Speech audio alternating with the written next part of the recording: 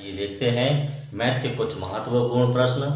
पहला प्रश्न कह रहा है क्या है 3π/4 रेडियन डिग्री में। मतलब यहाँ पर हमसे कह रहा है 3π/4 को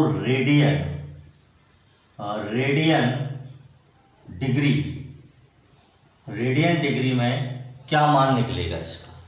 तो देखिए यहाँ पर जब भी रेडियन डिग्री आ जाए तो हमें कुछ नहीं करना है, पाई का मान 180 रख देना।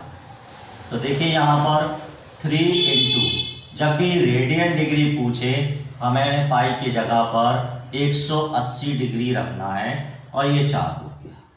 अब देखिए यहाँ पर 4 चौके हो जाएगा 16, 4 पंचे हो जाएगा 20 और यहाँ आ गया 3 गुणा 45 और जब हम इसका गुणा करेंगे तो आ जाएगा 135 डिग्री। मतलब यहाँ पर दिए गए मान का रेडियन डिग्री मान आ गया है 135 डिग्री और इस प्रश्न का उत्तर हो जाएगा विकल्प डी।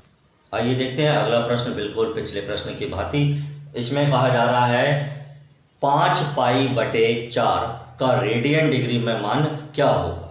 तो देखिए अब हमें क्या वैल्यू दी जा रही है, 5π/4 का रेडियन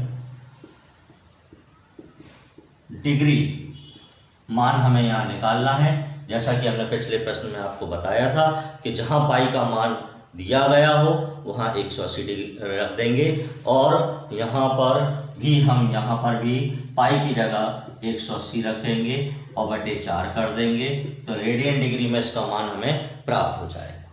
तो देखिए यहाँ पर ये जब कैंसिल करेंगे तो यहाँ आ जाएगा 45 और अब यहाँ गुणा करेंगे तो आ जाएगा 225 डिग्री। मतलब इस प्रश्न का उत्तर निकल कर आ गया है विकल्प ए 225। देखते हैं अगला प्रश्न क्या कह रहा है।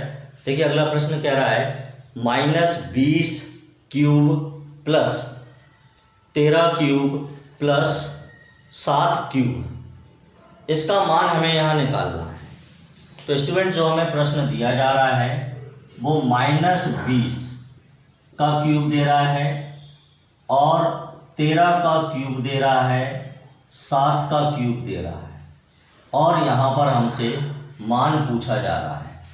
तो स्टूडेंट जब भी ऐसी कंडीशन हो तो एक समीकरण होता है, यह समीकरण होता है a cube plus b cube plus c cube बराबर 3abc।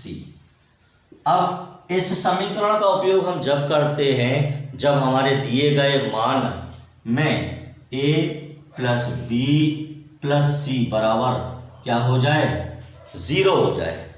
तो ऊपर जो हमें मान दिए गए हैं ये a है, ये b है और ये c है।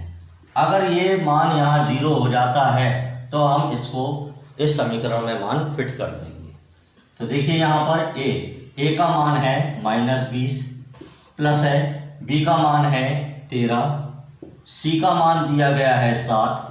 अब अगर हम देखते हैं यहाँ 0 हो रहा है या नहीं हो रहा है तो देखिए जो -20 है इन्हें जोड़ेंगे यहाँ पर भी 20 हो जाएगा, 20 से 20 कैंसिल मतलब 0, मतलब मान फिट हो गया है। अब हम इसमें इसका वैल्यू पुट कर देंगे। तो वो कह रहा है अगर a cube plus b cube plus c cube दिया गया है तो किसके बराबर है, 3abc। तो मतलब इस पूरे की वैल्यू किसके बराबर हो गई, 3abc। a का मान हमें दिया गया है -20, b का मान हमें दिया गया है 13 और c का मान दिया गया है 7। जब हम गुणा करेंगे तो यहाँ पर हमारे पास आ जाएगा -5460 और इस प्रश्न का उत्तर हो जाएगा विकल्प सी।